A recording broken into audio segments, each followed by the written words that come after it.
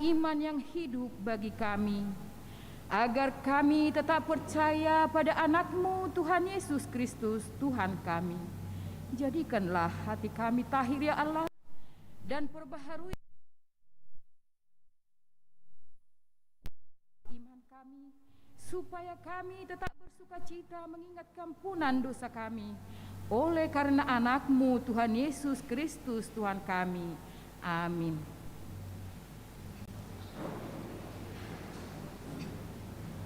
Kita menyanyi dari nomor 256 ayat 1.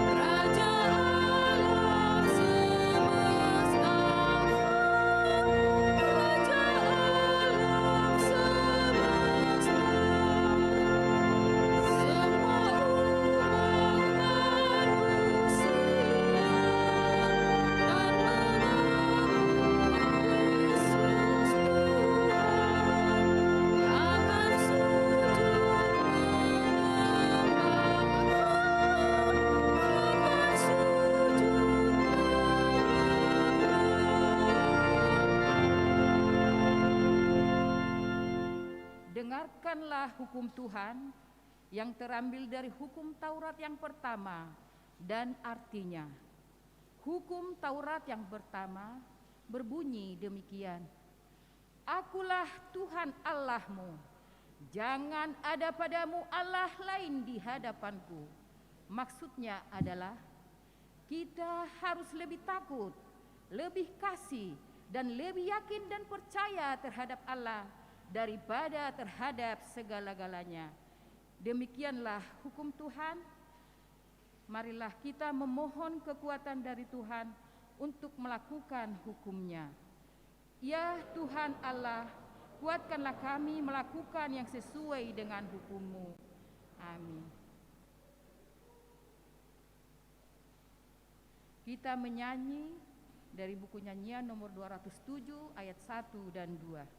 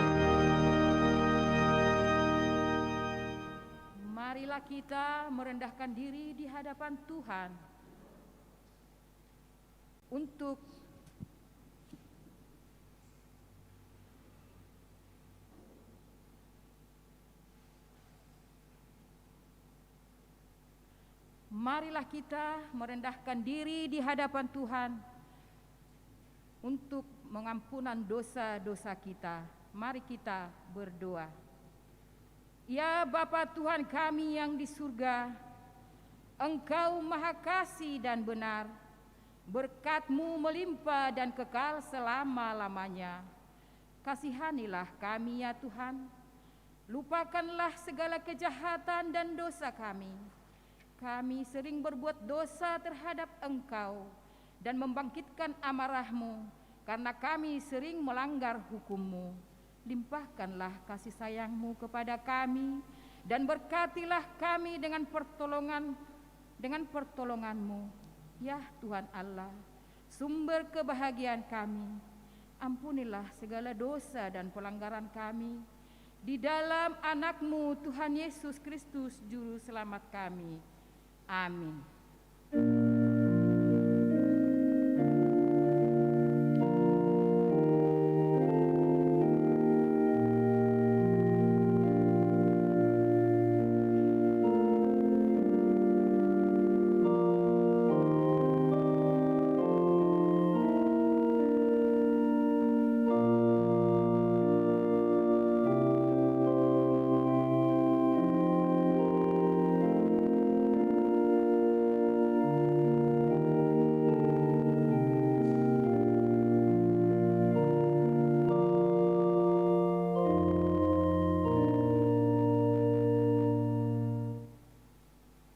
Dengarkanlah janji Tuhan tentang pengampunan dosa.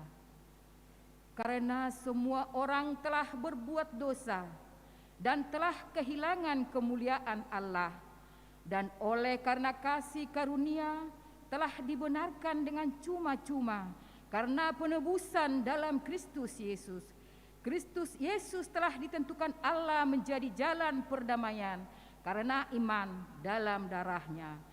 Kemuliaan bagi Allah di tempat yang maha tinggi. Amin.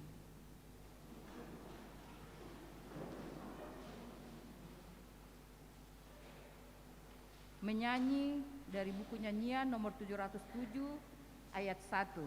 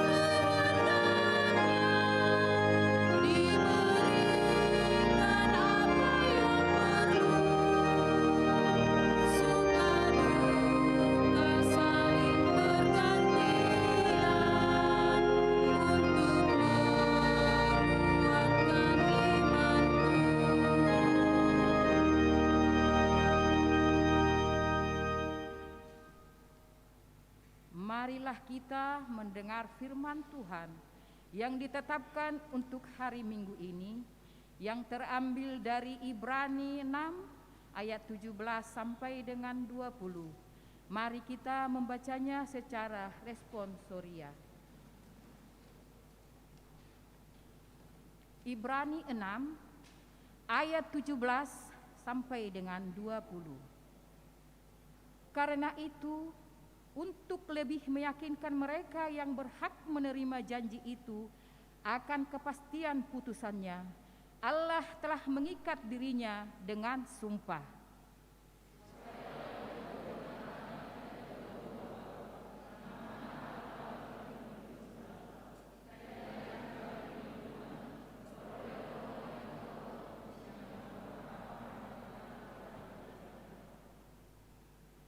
Pengharapan itu adalah sauh yang kuat dan aman bagi jiwa kita yang telah dilabuhkan sampai ke belakang tabir.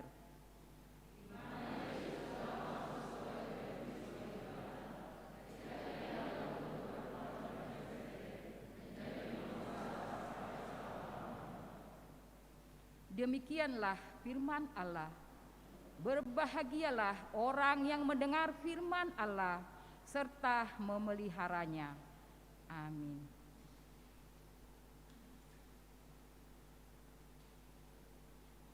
Menyanyi dari buku nyanyian nomor 228 ayat 1 dan 2.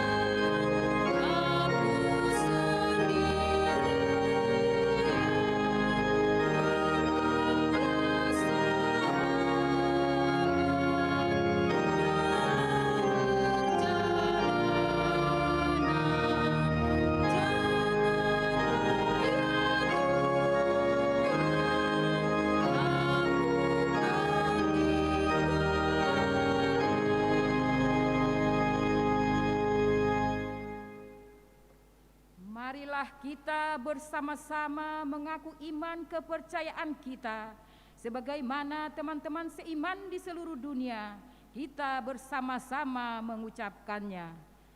Aku percaya kepada Allah, Bapa yang Maha Kuasa, Khalik langit dan bumi. Aku percaya kepada Yesus Kristus, Anaknya yang tunggal Tuhan kita, yang dikandung daripada Roh Kudus, lahir dari anak darah Maria, yang menderita sengsara di bawah pemerintahan Pontius Pilatus, disalibkan, mati dan dikuburkan, yang turun ke dalam kerajaan maut. Pada hari yang ketiga, bangkit pula dari antara orang mati, naik ke surga, duduk di sebelah kanan Allah, Bapa yang Maha Kuasa. Dari sana akan datang kelak untuk menghakimi orang yang hidup dan yang mati. Aku percaya kepada Roh Kudus dan adanya satu gereja yang kudus, persekutuan orang kudus, pengampunan dosa, kebangkitan daging, dan hidup yang kekal. Amin.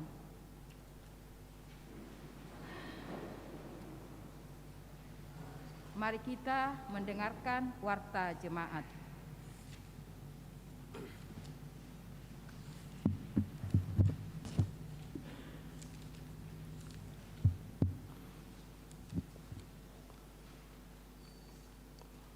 Warta Jemaat HKBP Tamarunang, Minggu 10 Oktober 2021.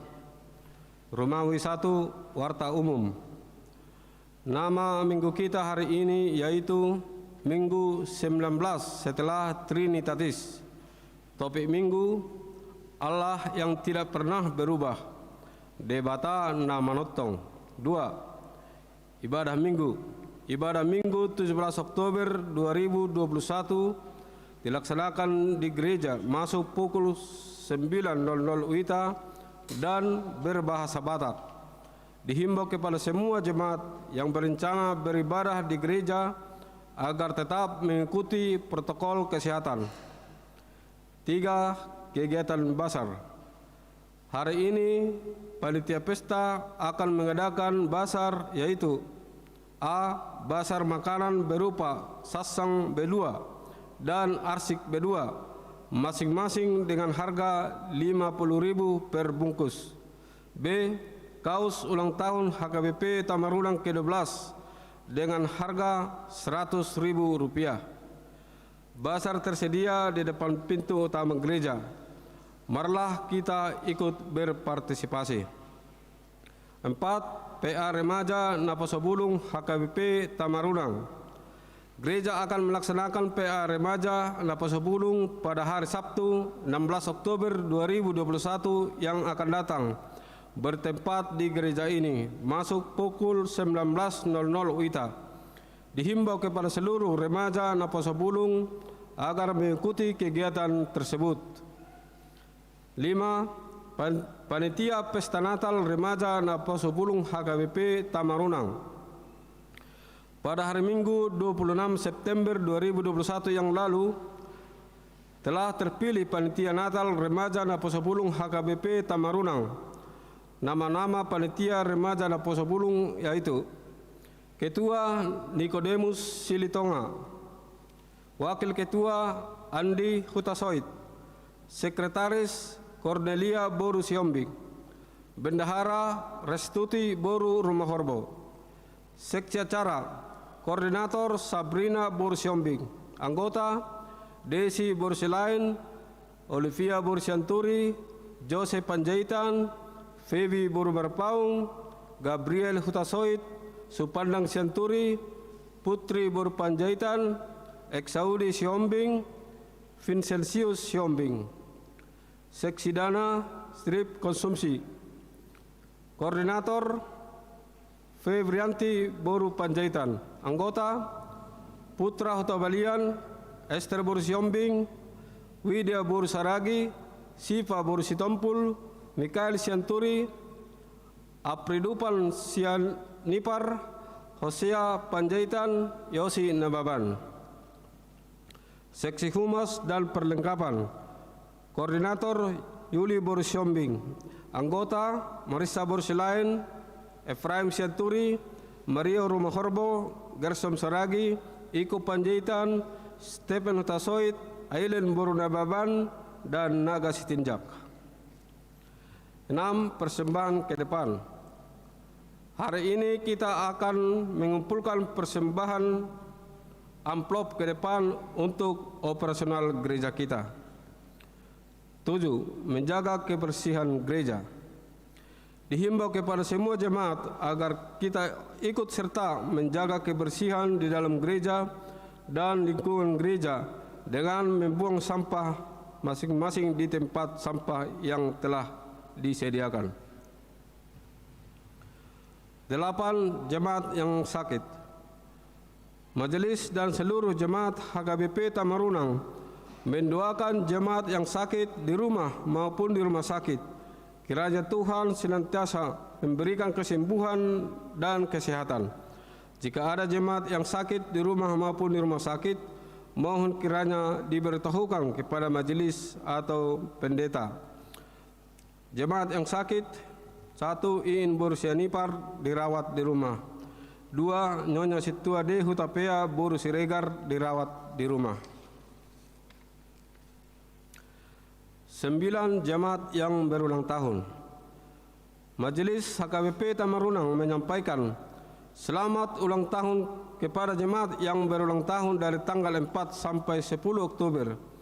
Kiranya Tuhan senantiasa memberikan berkat dan umur yang panjang serta kesehatan. Jemaat yang merayakan 1.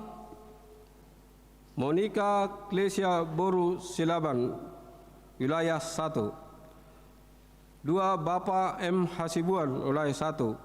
3. Antoli Kasfarov Hutasoit, wilayah 2. 4.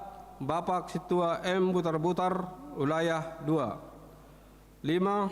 Ibu Marta Rosalina Boru Hutabalian, wilayah 2. 6. Bapak V. Panjaitan, wilayah 2. 7. Gersom Pangihutan Saragi, wilayah 2. 8. Alvin Modret Simaremare, wilayah 3. 9. Roro Nauli Boru Bakara, wilayah 1. 10. Bapak Pendeta Ucok Fernando Hutasoit STH, wilayah 1. 11. Ibu F. Boru Panjaitan, wilayah 2. 12. Lolita Posana Boru Pangaribuan, wilayah 2. 13. Ibu Romauli Boru Hutagalung, wilayah 3. Amsal 3 ayat 16. Umur panjang ada di tangan kanannya, di tangan kirinya kekayaan dan kehormatan. 10. Ulang tahun pernikahan. Majelis dan seluruh jemaat HKBP Tamarunang menyampaikan selamat ulang tahun pernikahan bagi jemaat yang merayakannya dari tanggal 4 sampai 10 Oktober. Jemaat yang merayakan: Bapak F. Silalahi, Ibu EH Boru Gultom, wilayah 1. Kedua, Bapak B. Siombing, Ibu R. Boru Manalu, wilayah 1. Kiranya Tuhan senantiasa memberikan berkat kepada keluarga ini. 11. Jemaat yang datang dalam ibadah minggu. Dalam ibadah minggu tanggal 3 Oktober 2021 berjumlah 153 orang. Rumah 2, keuangan gereja kita dapat kita lihat pada bagian keuangan dari warta jemaat ini. Demikianlah warta jemaat bagi kita dalam minggu ini. Marilah kita doakan agar menjadi berkat dan sukacita bagi kita semua, terlebih menjadi kemuliaan bagi nama Tuhan. Amin.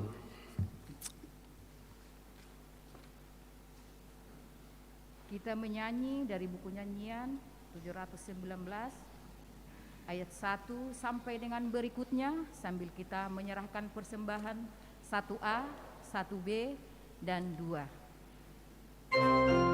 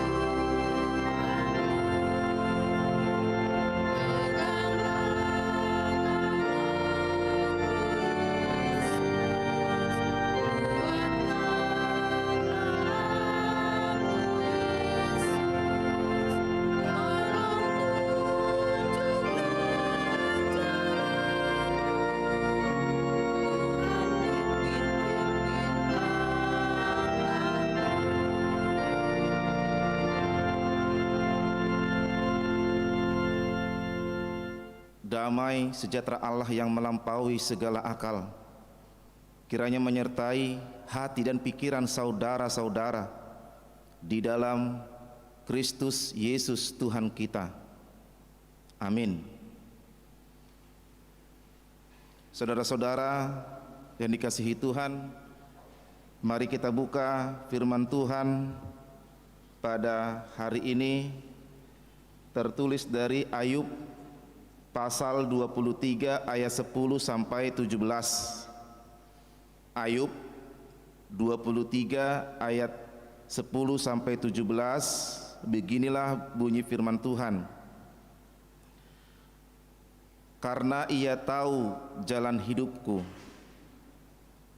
seandainya ia menguji aku,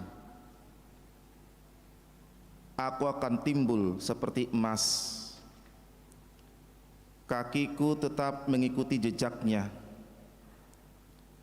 aku menuruti jalannya dan tidak menyimpang. Perintah dari bibirnya tidak kulanggar, dalam sanubariku kusimpan ucapan mulutnya. Tetapi ia tidak pernah berubah. Siapa dapat menghalangi dia? Apa yang dikehendakinya dilaksanakannya juga. Karena ia akan menyelesaikan apa yang ditetapkan atasku, dan banyak lagi hal yang serupa itu dimaksudkannya. Itulah sebabnya hatiku gemetar menghadapi dia. Kalau semuanya itu kubayangkan, maka aku ketakutan terhadap dia. Allah telah membuat aku putus asa, Yang Maha Kuasa telah membuat hatiku gemetar. Sebab bukan karena kegelapan aku binasa, dan bukan juga karena mukaku ditutupi gelap gulita. Demikian firman Tuhan. Saudaraku, kita bersuka cita karena 7 Oktober kemarin HKBP berulang tahun 160 tahun 1861. Sungguh umur yang sangat panjang bagi gereja HKBP, bahwasannya HKBP diizinkan Tuhan untuk berdiri, untuk melayani sampai umurnya 160 tahun. Kalau dilihat dari tingkah laku para hamba Tuhan, dari tingkah laku jemaat, saya pikir lebih besar kasih setia Tuhan kepada kita. Lebih besar pengorbanan Tuhan kepada kita dibandingkan dengan apa yang kita berikan kepada Tuhan. Itu sebabnya kita bersyukur bahwasannya Tuhan mengizinkan HKBP untuk tetap berdiri sampai saat ini, untuk tetap melayani sampai detik ini, dan terus kita berharap supaya HKBP menjadi berkat bagi seluruh dunia. Selamat ulang tahun HKBP. Saudara-saudara,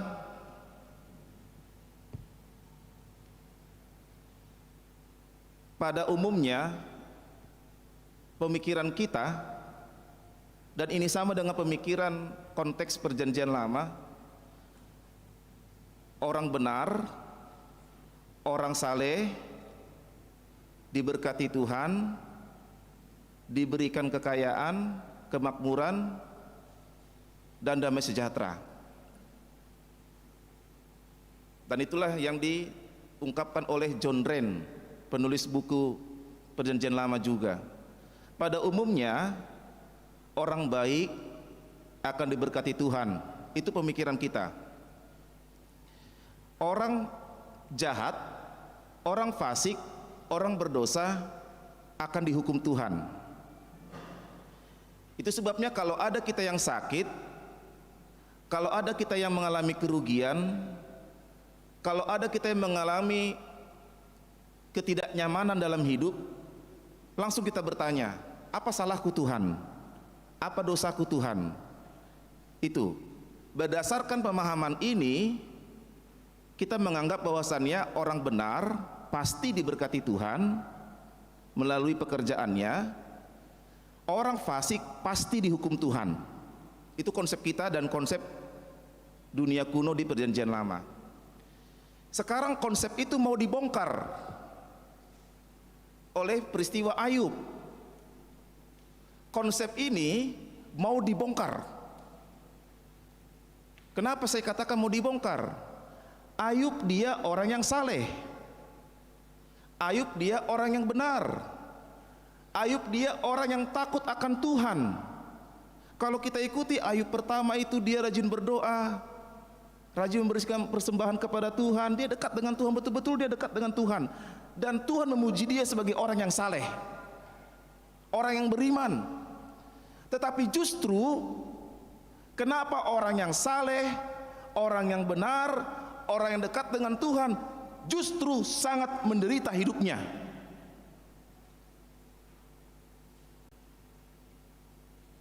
Ini mau dibongkar pemahaman kita ini. Pemahaman orang-orang Perjanjian Lama juga mau dibongkar ini. Konsep kita selama ini ternyata masih belum sempurna. Justru orang benar, justru orang saleh, justru orang yang dekat dengan Tuhan, justru dialah yang paling menderita. Apa penderitaan Ayub? Kalau yang rajin baca Alkitab sudah tahu itu. Dia dari orang yang kaya raya, banyak lembunya, banyak sapinya, banyak hartanya, dalam sekejap habis semua. Banyak pembantunya, dalam sekejap habis semua. Anak-anaknya 10, dalam sekejap mati semua yang 10 itu. Bayangkan, siapa di antara kita yang mengalami seperti Ayub?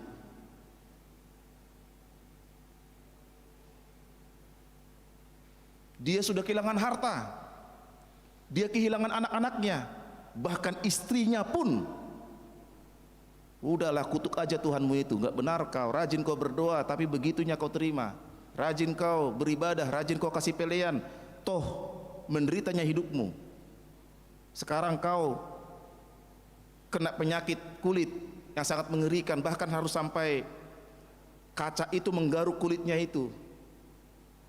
Percuma kau berdoa, tinggalkan Tuhanmu, kutuk dia. Bahkan istrinya pun meninggalkan Ayub. Bayangkan. Pertanyaannya saudara-saudara, mengapa bisa seperti itu? Mengapa orang saleh, mengapa orang beriman, mengapa orang dekat dengan Tuhan, mengapa orang yang rajin berdoa kepada Tuhan justru mengalami penderitaan yang sangat berat? Apakah Tuhan tidak sayang kepada Ayub? Atau apakah Ayub melakukan dosa? Saudara-saudara yang dikasihi Tuhan, firman Tuhan di Ayub 1 mengatakan, sampai di situ pun Ayub tidak berdosa kepada Tuhan. Ditinggalkan istrinya, dia sakit berat, anak-anaknya mati, hartanya habis. Sampai di titik itu pun, sampai titik paling berat pun, Ayub tidak menyalahkan Tuhan, Ayub tidak memvonis Tuhan, Ayub tidak meninggalkan Tuhan. Saya pikir ini pelajaran kepada kita. Sampai titik penderitaan saudara-saudara, sampai titik paling rugi saudara berjualan, sampai titik paling rugi saudara berusaha, sampai titik paling menyakitkan saudara berkeluarga, sampai titik paling menyedihkan dalam pekerjaan saudara, tiru Ayub. Jangan engkau hakimi Tuhanmu, jangan engkau salahkan Tuhanmu. Tiru Ayub, dia tetap beriman kepada Tuhan. Itu sebabnya saudara-saudaraku, orang Kristen tidak terlepas dari realitas penderitaan. Orang Kristen tidak terlepas dari realitas penderitaan. Penderitaan itu harus dialami oleh orang Kristen. Mungkin saudara bertanya, Tuhan saya sudah rajin gereja, Tuhan saya sudah rajin berdoa, tapi toh kenapa hidupku selalu menderita? Kenapa ekonomi dalam keluargaku selalu seperti ini? Saya sudah dekat dengan Kau Tuhan. Kami selalu beribadah dalam keluarga kami, tapi kenapa toh begini kehidupan kami Tuhan? Orang sana tidak pernah berdoa, tidak pernah ke gereja, tapi Kau diberkati Tuhan. Tapi kami yang dekat dengan Tuhan ini, kenapa seperti ini hidup kami Tuhan? Mungkin saudara bertanya seperti itu, dan itu juga pertanyaan Ayub. Mengapa Tuhan? Ada apa Tuhan? Wajar bertanya, tapi jangan salahkan Tuhan. Mengapa Tuhan seperti ini? Datanglah ketiga teman-teman Ayub, sahabat-sahabatnya, membawa konsep pemikiran seperti kita itu. Ayub, kau bersalah. Kau sudah melakukan dosa. Karena orang benar diberkati Tuhan, orang fasik dihukum Tuhan. Ayub, kau bersalah. Inilah hukuman Tuhan. Ayub membela diri, saya tidak bersalah. Saya tidak berdosa kepada Tuhan, tidak.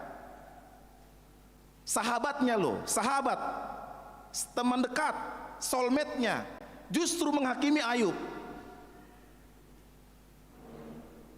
Seolah-olah mereka lah yang paling hebat untuk mengapuli, untuk memberikan penghiburan, tapi justru mereka salah paham dengan penderitaan Ayub. Makanya saudara-saudara, kalau kita mau mengapuli, tahu dulu konteksnya. Kalau kita mau memberikan kata penghiburan, tahu dulu konteksnya, apa yang terjadi dengan apa yang mau kita hibur.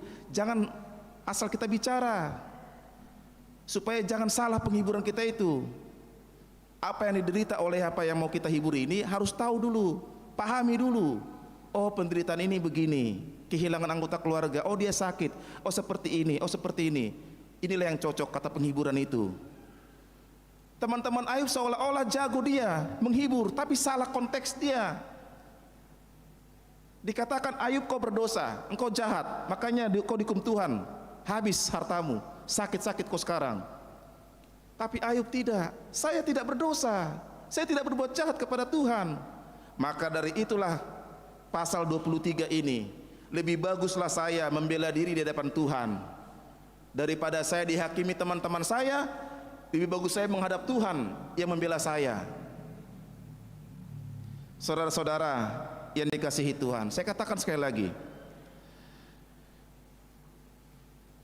orang Kristen harus mengalami yang namanya penderitaan. Penderitaan itu adalah sebuah realita, sebuah kenyataan yang harus kita hadapi. Tidak ada seorang pun yang tidak pernah menderita di dunia ini. Tidak pernah seorang pun yang tidak pernah sakit di dunia ini. Tidak pernah seorang pun yang tidak pernah mengalami krisis dalam kehidupannya sampai saat ini, tidak pernah. Semua orang tuh harus mengalami itu. Baik dia dekat dengan Tuhan maupun dia tidak dekat dengan Tuhan, dia harus mengalami yang namanya penderitaan. Karena orang Kristen tanpa ujian adalah Kristen yang tidak ternilai. Orang Kristen yang tidak mau diproses dalam ujian kehidupan, maka Kristennya itu tidak ternilai. Sama itu seperti anak sekolah, kenapa ada ujian? Mau naik ke kelas 2 harus uji dulu, layak tidak naik kelas 2. Tidak pernah itu tolema naik ke kelas 10 kok. Udahlah nggak usah ujian lah, naik kelas aja kelas 4. Atau dari kelas 1 SD langsung 1 SMP, tidak ada itu. Ujian dulu dia, ujian sampai kelas 6, sampai SMP, sampai SMA. Layakkah dia naik tingkat atau tidak? Seperti itulah ujian kehidupan kita ini Bapak Ibu, saudara-saudara yang kasih Tuhan. Kalau kita sekarang diuji Tuhan, diproses Tuhan. Ayat 10, seandainya ia menguji aku, mari kita ubah pandangan kita. Pandangan kita selama ini selalu menyalahkan Tuhan, tapi kita ubah pandangan kita dengan pandangan iman seperti si Ayub, berpikir positif dia. Karena tidak pernah sekalipun Tuhan menguji kita untuk mencelakakan kita, tidak pernah. Kalaupun saat ini saudara sedang mengalami ujian dalam kehidupan, Tuhan tidak pernah bermaksud untuk mencelakakan hidupmu. Tuhan tidak pernah bermaksud untuk menghancurkan hidupmu, tidak pernah itu. Supaya hancur si utasuit, huji majo, dakeai. Tidak pernah. 1 Korintus 10 ayat 13. 1 Korintus 10 ayat 13. Tuhan tidak pernah memberikan cobaan hidup maupun penderitaan melebihi kekuatan saudara, tidak pernah. Ketika saudara diuji, ujian kehidupan apapun, dalam keluargamu, dalam ekonomimu, dalam pekerjaanmu, di situ Tuhan mau memproses kita supaya kita mempunyai peningkatan kualitas iman, sama seperti si Ayub. Oleh karena itu, ketika kita sekarang sedang diuji, apapun ujian yang saudara hadapi, berpikirlah yang baik. Tuhan tidak pernah sekalipun berniat jahat ataupun mencelakakan hidup kita. Selanjutnya kita lihat Bapak Ibu, saudara-saudara, pertama Tuhan memuji si Ayub. Tuhan memuji si Ayub. Lihatlah hambaku Ayub, dia orang yang saleh. Setelah dipuji, datang ujian. Itulah tadi saya terangkan. Hartanya habis, 10 anaknya meninggal. Ayub tetap bertahan dalam iman. Tuhan memuji Ayub lagi. Lihatlah hambaku, meskipun dia seperti itu, iman tetap bertahan. Diuji lagi melalui sakit penyakit. Pujian, ujian. Pujian, ujian. Itu skemanya ya. Dipuji, datang ujian. Dipuji, datang ujian. Ketika saudara dipuji, apa responmu? Bagaimana sikap saudara? Ketika semua orang memuji hidupmu, ih, ibu hebat, Inang hebat, Amang hebat, saudara hebat. Apa sekarang hidupmu? Makin tinggi hati kah? Atau makin rendah hati? Ayub ketika dipuji Tuhan, dia makin rendah hati, dia semakin mendekatkan diri kepada Tuhan. Ketika dipuji, datang ujian. Ketika dipuji, datang ujian. Perhatikan skema ini. Ketika dipuji, datang ujian. Ketika saudara dipuji seseorang, lihatlah apakah akan ada ujian. Dan dipuji lagi. Ketika saudara dipuji lagi, apakah saudara semakin merendahkan hati kepada Tuhan? Atau apakah saudara semakin tinggi hati? Dan ketika saudara dipuji, akan datang lagi ujian. Inilah skema kehidupan kita. Dipuji, diuji, dipuji, diuji. Ketika saudara sekarang dipuji, rendahkan hatimu. Ketika saudara sekarang diuji, rendahkan hatimu. Saudara-saudara yang dikasihi Tuhan, tema minggu kita ialah Allah tidak pernah berubah. Tuhan Yesus tidak berubah. Kan itu lagu sekolah minggu ya. Tidak berubah, tidak berubah. Manusia yang sering berubah. Kadang baik hari ini, besok tidak baik. Kan begitu. Kadang kayak perhatian, besok tidak perhatian. Kadang rajin beribadah, lihatlah besok datang nggak lagi. Kan begitu. Songo naro, ale bereng mak minggu naro, rodo buse. Ya itulah hidup manusia ya. Si pataro, si patadang, si pataro, si patadang. Ya itulah hidup manusia, sama seperti musim. Kadang musim panas, kadang musim hujan. Yang tidak pernahnya musim dingin atau musim salju kan di negara kita ini. Dan begitu. Itulah lika-liku hidup di dunia ini. Ada perubahan, tapi Tuhan tidak pernah berubah. Tuhan yang kita sembah saat ini adalah Tuhan yang sama, yang memberkati kehidupan Ayub. Tuhan yang kita sembah saat ini dalam Yesus Kristus adalah Tuhan yang sama yang memberkati kehidupan Ayub di zaman perjanjian lama. Itu artinya apapun yang saudara alami saat ini, apapun penderitaan saudara saat ini, betapa besarnya pun kesulitan hidupmu saat ini, Tuhan sudah pernah melihat itu dalam kehidupan Ayub. Dan Tuhan akan memberkati kita seperti Ayub diberkati Tuhan. kalau dia bertahan dengan imannya. Oleh karena itu saudara-saudara, Allah tidak pernah berubah. Kristus Yesus tetap sama, kemarin, hari ini, sampai selama-lamanya. Dia yang telah memberkati Ayub, Dia juga akan memberkati kita. Untuk itu Kristus Tuhan, Dia akan membukakan pintu berkat kepada saudara-saudara, kepada saya, kepada kita semua, jemaat yang beribadah di rumah melalui ibadah online. Kalau kita seperti Ayub, bertahan dalam iman. Lihatlah di Ayub yang pasal terakhir, Ayub pasal 42. Ketika dia sudah tahan uji, maka Tuhan memberikan harta Ayub 2 kali lipat banyaknya dari harta semula. Dan Tuhan memberikan putri-putri Ayub yang paling cantik sedunia. Kan begitu. Berlipat ganda harta Ayub, karena dia bertahan dalam iman, karena dia sudah tahan uji. Setiap kita yang mau bertahan dalam iman, Tuhan akan menyediakan berkat kepada kita. Untuk itu Tuhan tidak pernah berubah. Apa yang telah Tuhan berikan kepada Ayub, itu juga yang Tuhan berikan kepada kita, kalau kita bertahan dalam iman. Amin. Kita berdoa.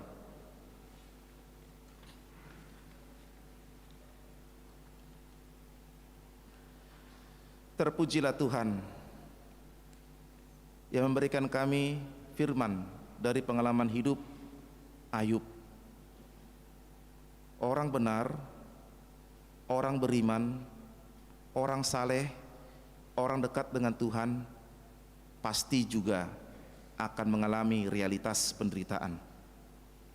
Dan itu juga akan kami hadapi, supaya kami siap menghadapi apapun kondisi terburuk dalam kehidupan kami, supaya kami tidak menyalahkan Tuhan, supaya kami tidak meminta pertanggungjawaban Tuhan seolah-olah kami sama seperti Tuhan, tapi kami tetap seperti si Ayub, mau merendahkan hati kami, mau meminta petunjuk Tuhan, karena rencana Tuhan adalah rencana damai sejahtera. Ujian yang kami hadapi tidak melebihi kekuatan kami, itu kami imani. Biarlah kami bertahan dalam iman, jemaatmu bertahan dalam iman, selalu berpikir yang positif, bahwasannya apapun yang akan mereka lewati pasti akan selesai di dalam iman. Tuhan, kami menyerahkan seluruh jemaatmu di gereja ini. Berkatilah sekolah minggu remaja Naposo Bulung, Ama Ina, dan kepada mereka yang sudah lansia atau pensiun. Biarlah kasih sayang Tuhan yang selalu memberkati kehidupan para jemaatmu dalam keluarga mereka dan dalam pekerjaan mereka. Tuhan, kami mohon belas kasihan Tuhan. Apapun yang mereka hadapi, Tuhan kuatkan dan Tuhan beri jalan keluar. Pergumulan di tengah-tengah keluarga antara suami dan istri, antara orang tua dan anak, kami mohon belas kasihan Tuhan. Tuhanlah kiranya yang memberkati keluarga jemaatmu ini. Kepada suami istri yang menantikan seorang anak, kami mohon belas kasihan Tuhan. Kiranya Tuhan mengabulkan permohonan kami dan mereka. Kami juga mendoakan kepada jemaatmu yang sedang sakit, Iin Boru Sianipar, Nyonya Sintua de Hutapea Boru Siregar, Amang MU Hutagalung. Jemaatmu di wilayah 3 ini, kami mendoakan supaya Tuhan berikan kesembuhan. Dan kami mendoakan Amang R Silalahi Boru Simarmata yang akan melanjutkan pengobatan nanti di rumah sakit. Tuhan sudah tahu apa yang akan terjadi besok. Tuhan sudah tahu apa yang terjadi untuk masa depan Amang R Silalahi ini. Untuk itu Tuhan yang baik, kami mohon kehadapan-Mu saat ini. Berikanlah perlindungan dan kesehatan. Bagaimanapun nanti para medis yang akan memeriksa kelanjutan kesehatan Amang R. Silalahi, biarlah Tuhan yang bekerja. Kami menyerahkan sepenuhnya proses pengobatan tersebut ke dalam kuasa-Mu. Kami yakin perbuatan Tuhan adalah yang terbaik dalam kehidupan Amang R. Silalahi. Kami juga mendoakan kepada jemaat-Mu yang berulang tahun kelahiran dan pernikahan di minggu ini. Sukacita mereka, sukacita kami, dan biarlah kami bersama-sama dengan mereka mensyukuri berkat Tuhan di umur yang baru ini. Umur baru, motivasi baru, pandangan yang baru, melihat kehidupan, semangat yang baru untuk dekat dengan Tuhan. Kami juga mendoakan bagi jemaat-Mu yang sudah memberikan persembahan tahunan, ucapan syukur, sumbangan ke multimedia, dan berbagai persembahan dari jemaat-Mu untuk mendukung kondisi keuangan gereja ini. Tuhan, berkatilah mereka yang sudah memberi. Kasih setia Tuhanlah yang menyertai kehidupan para jemaat-Mu, dengan para panitia pesta ulang tahun dan gotilon di gereja-Mu ini. Banyak perhatian daripada jemaat yang memberikan sumbangsihnya berupa dana, pikiran, tenaga, dan waktu. Dan para panitia juga, Tuhanlah kiranya menyertai hidup mereka. Kami mendoakan negara kami, bangsa kami, daerah kami, di tempat kami tinggal.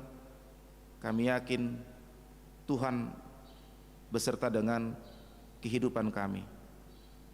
Terpujilah Tuhan yang baik, yang mendengarkan seruan kami. Dalam Yesus kami berdoa. Amin.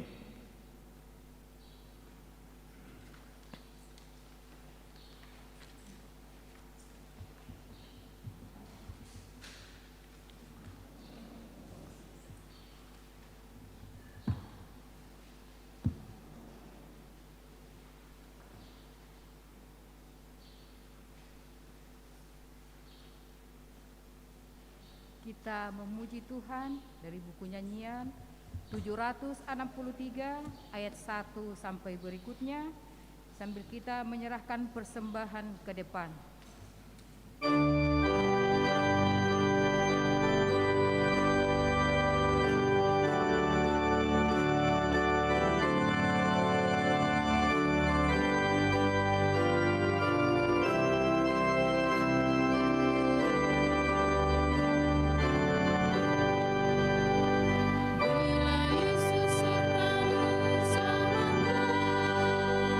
Yesus yang menolongmu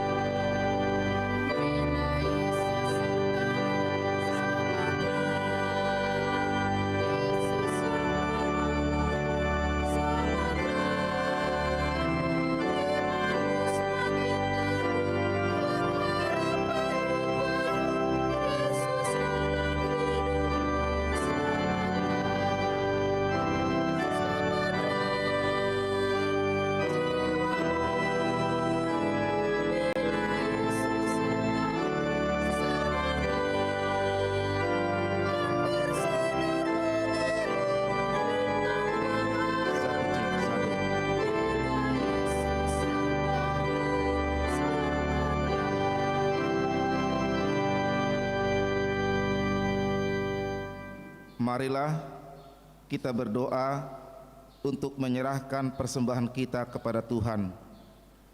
Ya Allah, Bapa kami yang di surga, kami mengaku bahwa Tuhan adalah sumber dari segala karunia yang melimpah dalam kehidupan kami masing-masing. Sebahagian daripada karunia itu kami serahkan kembali sebagai persembahan kepada Tuhan. Terimalah dan berkatilah persembahan umat-Mu ini, agar dapat kami pergunakan untuk pekerjaan dan pelayanan kerajaan Tuhan di dunia ini. Bukalah hati kami untuk mengenal betapa banyak berkat dan karunia yang kami peroleh dari Tuhan, supaya kami senantiasa bersyukur kepadamu. Di dalam nama Yesus Kristus Tuhan kami. Amin.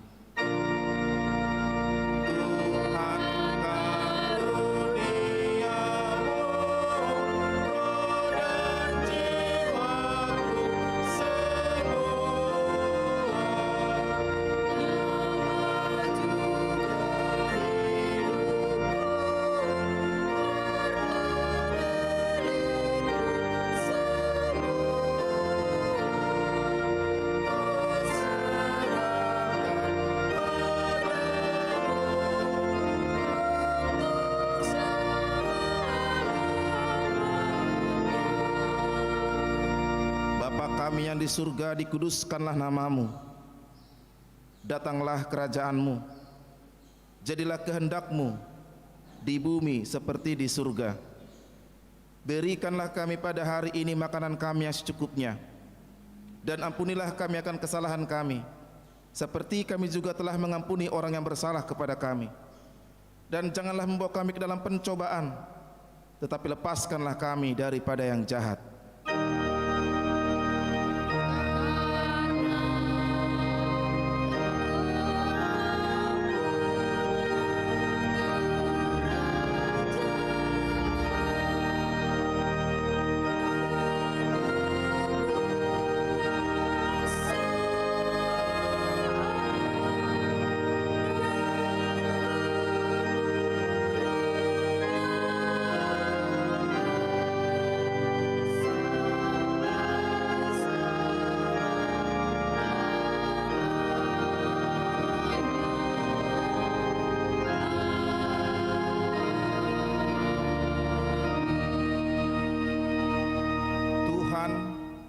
Memberkati engkau dan melindungi engkau. Tuhan menyinari engkau dengan wajah-Nya dan memberikan engkau kasih karunia. Tuhan menghadapkan wajah-Nya kepadamu dan memberikan engkau damai sejahtera.